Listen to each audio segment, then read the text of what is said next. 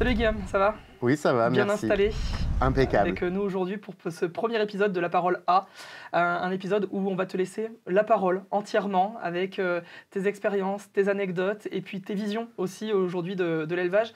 Ça va, habitué des caméras? Ça va, on fait avec. D'habitude, j'ai plutôt les caméras avec moi dans les champs.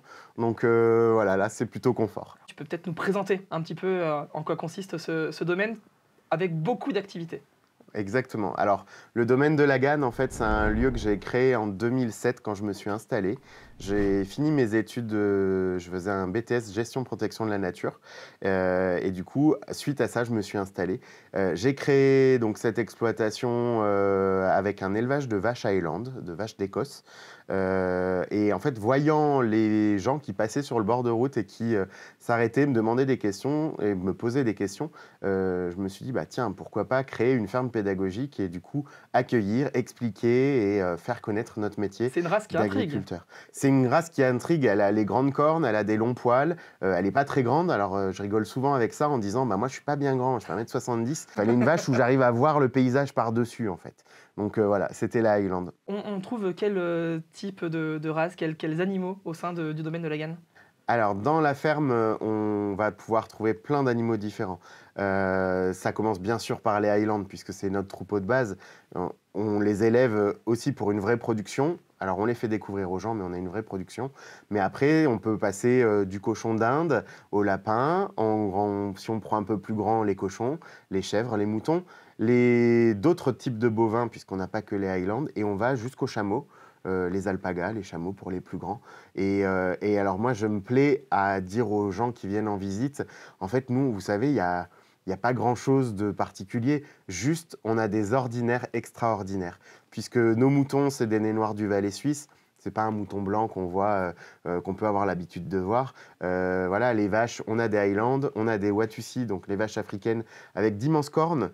On a des grises des steppes de Hongrie, donc pareil, des vaches assez grandes et avec des grandes cornes. Voilà, les cochons, c'est des cochons laineux, ou maintenant on vient d'accueillir des kune-kune, qui sont des cochons de Nouvelle-Zélande, qui sont un peu de toutes les couleurs. Donc on a un petit mâle roux avec des taches noires et puis une petite femelle sable avec des taches noires aussi.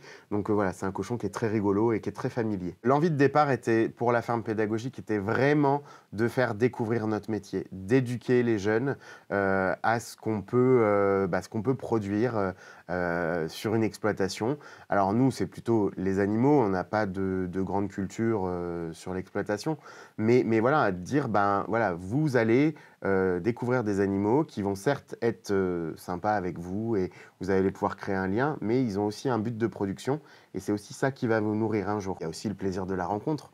Quand même, c'est quand même un truc, quand vous avez des enfants qui arrivent dans une exploitation et qui voient un tracteur merveilleux devant eux, alors qu'eux en avaient un tout petit en plastique. Enfin voilà, vous vous dites, ah bah voilà, là c'est mon métier et c'est cette découverte-là, essayer de faire plaisir à ces personnes qui connaissent pas notre quotidien et qui vont le découvrir grâce à nous. Est-ce que tu as la sensation aujourd'hui que le milieu de l'élevage est encore un peu cloisonné et qu'il a du mal à sortir un petit peu peut-être des carcans classiques et reste un petit peu en socle fermé entre éleveurs, entre professionnels? Oui, le milieu de l'élevage est encore un milieu fermé. Alors je sais pas, je pense qu'un peu historiquement, il y a eu une évolution de nos pratiques. Il y a 60 ans, les familles étaient agriculteurs ou agricultrices. Les enfants baignaient là-dedans. 80% de la population française était rurale, 20% était urbaine. Et il y a eu cet inversement depuis bah voilà, l'exode rural, les 30 glorieuses, tout ça. Les gens sont partis travailler en ville et ont un peu abandonné la campagne. Et du coup, ils ont perdu ce lien à la terre, à l'élevage. Et du C'était plus coup, aussi évident. c'était plus aussi évident. Et puis, il y a aussi des transformations où on passait d'une agriculture vivrière où chaque famille avait 10 hectares, 4 vaches, faisait son lait, faisait sa viande. Ils avaient le cochon dans les écuries parce que le petit lait était utilisé pour nourrir les cochons. Et les gamins, ils étaient là à faire la Saint-Cochon, à faire le boudin. Ils connaissaient, ils voyaient ce que c'était. Et bah forcément, en s'éloignant de ça, on a perdu un peu tout ça. Et je pense que certains éleveurs ont peut-être aussi perdu ce lien et sont un peu allés dans l'industrialisation de l'agriculture et sont pas forcément fiers de cette partie-là parce que eux ont connu la ferme d'antan et l'ont un peu pas fantasmé parce que voilà, on a plein d'images d'Épinal, hein. On voit les champs de blé qui sentent bon avec des coquelicots.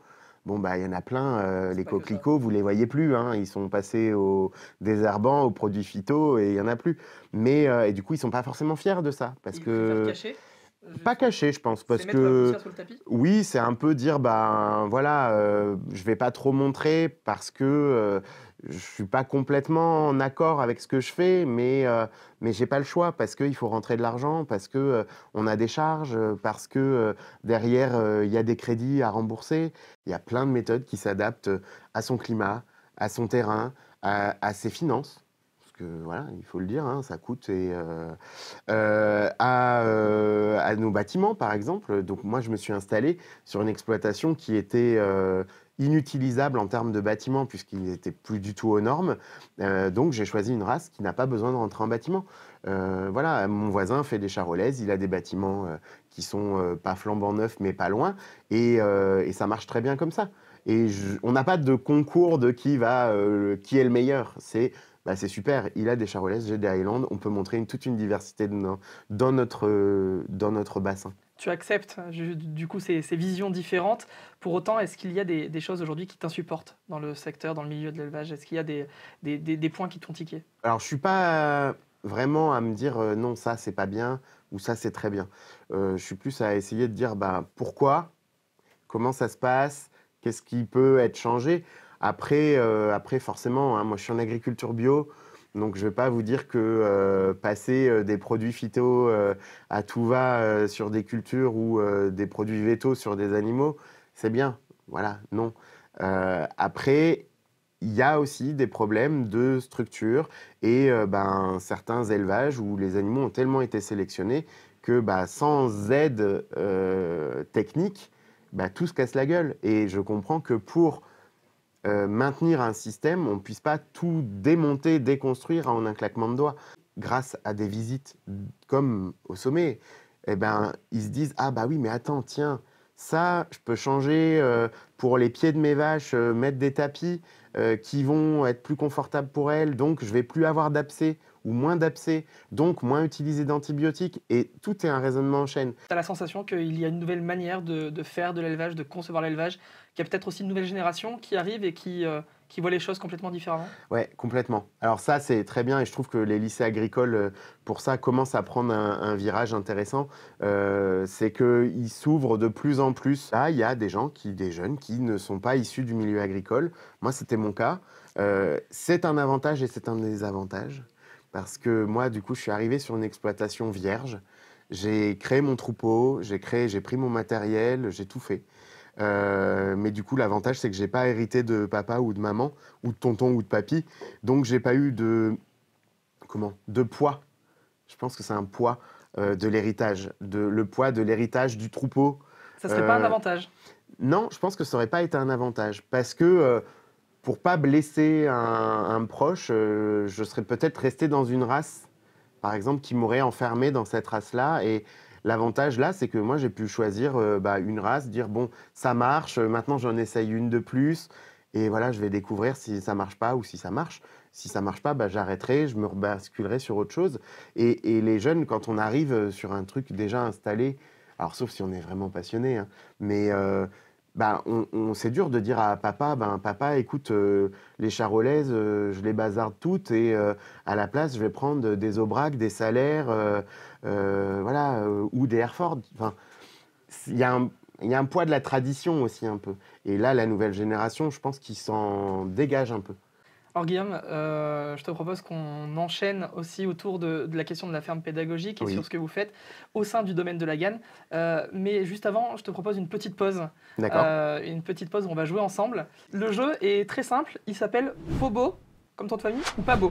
Ok. C'est-à-dire que si tu vas lire des petits bouts de papier sur lesquels sont inscrites des affirmations, si tu penses qu'elles te correspondent bien, tu nous réponds Pobo. Ok. Si tu penses qu'elles te correspondent pas du tout, tu réponds Pabo. Ok. Donc je t'invite à prendre le premier papier, à le Ça lire, marche.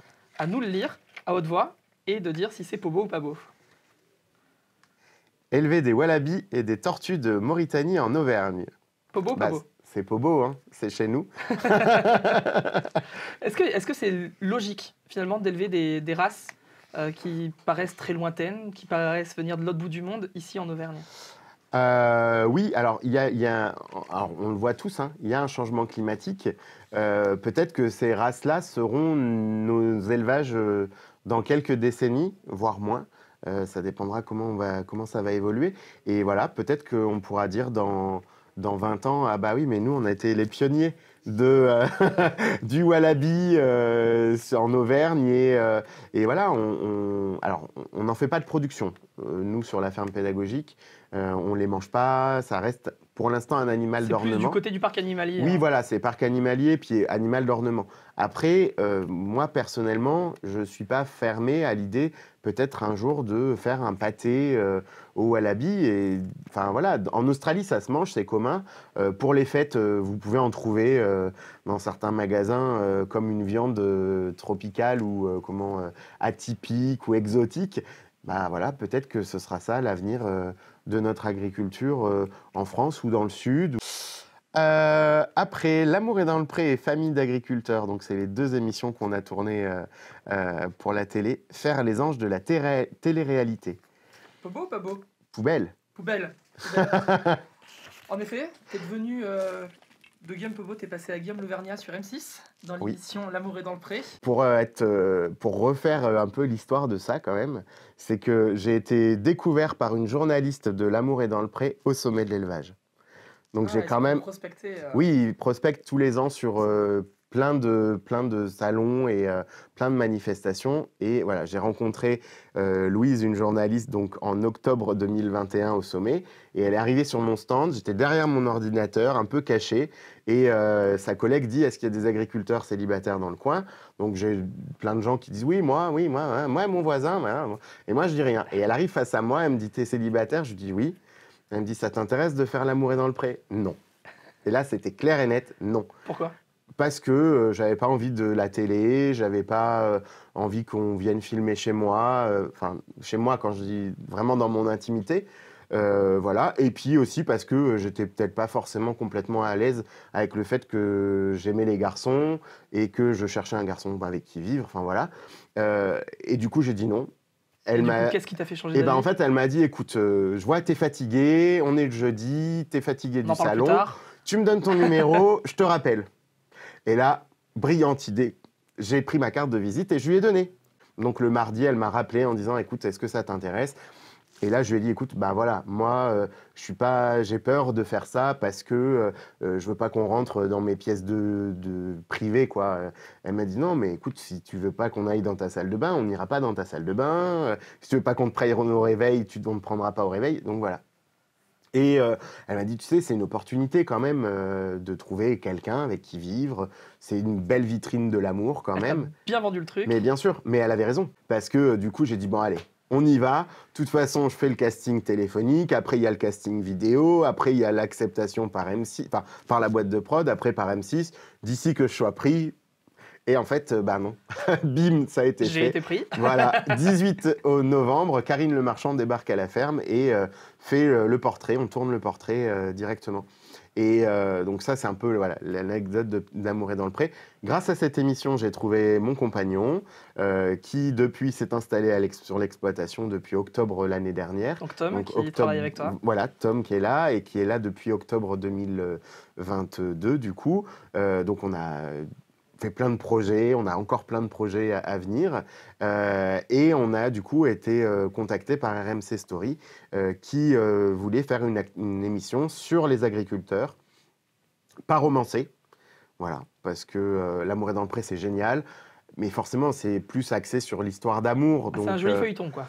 Oui, mais c'est une très belle émission qui est très agréable à regarder, très agréable à tourner, très agréable à vivre, mais qui reste vraiment sur le côté amoureux. Et voilà, là, la famille d'agriculteurs, c'est vraiment nous suivre autant dans nos bons côtés que dans nos galères, autant dans les bons moments que dans les mauvais. Et voilà, moi, ce qui m'a plu, c'est ça, c'est de dire, bah, on va faire découvrir la ferme, mais vraiment sous le regard qu'est-ce qu'on y fait, comment on vit, qu'est-ce qu'on a comme projet, vers quoi on va aller et comment ça va se passer pour y aller et voir nos réussites et nos échecs aussi, hein. Moi, je voulais revenir avec toi, et ça sera un peu la fin de notre entretien, Guillaume, sur cette notion d'éducation à l'agriculture que tu mets en place au sein de ta ferme pédagogique. Oui. Est-ce que pour toi, ça peut être une solution, notamment pour pallier aux problèmes de transmission qu'on connaît aujourd'hui? On sait que les reprises des fermes, c'est inquiétant. En tout cas, le constat est inquiétant. Les chiffres sont vraiment pas bons et les perspectives d'avenir non plus. Est-ce que faire de la pédagogie comme ça dans une ferme, ça peut être la solution? L'ouverture du milieu agricole va faire naître des vocations. Voilà. Les enfants, ils sont fascinés par le monde agricole. Après, souvent, c'est un travail très dur, qui demande beaucoup de temps, qui est une passion. Mais voilà, il y en a qui vont avoir envie de dire, bah, moi aussi, je veux faire ça. Et c'est important qu'ils puissent avoir cette proximité et après choisir. Là, on est en train de voir une émergence de les toutes petites exploitations avec les escargots, la permaculture, le maraîchage, avec des choses qui sont toutes petites, mais qui peuvent faire plein de valeur ajoutée et qui peuvent largement faire vivre une personne. Guillaume, quand on donne la parole à notre invité ici, eh bien, on la donne jusqu'au bout. On va conclure par une petite carte blanche. On va te laisser 30 secondes. Voilà, ça va être court, mais ça va te laisser le temps de t'exprimer sur le sujet de ton choix. Si tu as envie de nous parler de quelque chose, faire passer un message, ouvrir une question aussi qu'on n'aurait pas abordée aujourd'hui, on te laisse ces secondes précieuses. Ça va être dans la continuité un peu de notre interview. C'est sur la passation et surtout dire au public, à la majorité des gens qui nous regarderont, n'oubliez pas que l'agriculture façonne les paysages et que grâce à l'agriculture, tout ce que vous voyez autour de vous, hors béton et hors goudron, est issu de l'agriculture. Un jour, des moines ont façonné nos paysages, des agriculteurs ensuite l'ont entretenu et que si vous pouvez aller faire du ski sur des pistes de ski, c'est parce qu'il y a eu des bergers qui sont montés avec des moutons pour entretenir, pour éviter que tous les lieux se reboisent. Voilà, et grâce à ça, grâce à cette agriculture, on maintient les milieux ouverts et on maintient de la vie dans nos territoires. Merci Guillaume, Merci. c'était un plaisir de te recevoir aujourd'hui pour ce premier épisode de La Parole A. Merci. Merci beaucoup. Merci à vous de nous avoir suivis. Vous pouvez bien sûr nous retrouver sur les réseaux sociaux et sur le site internet du Comptoir des éleveurs. Et puis si vous souhaitez aussi en savoir plus, on a d'autres épisodes, d'autres formats à disposition. Et prochainement dans La Parole A, un nouvel invité et un nouveau sujet à suivre. À bientôt.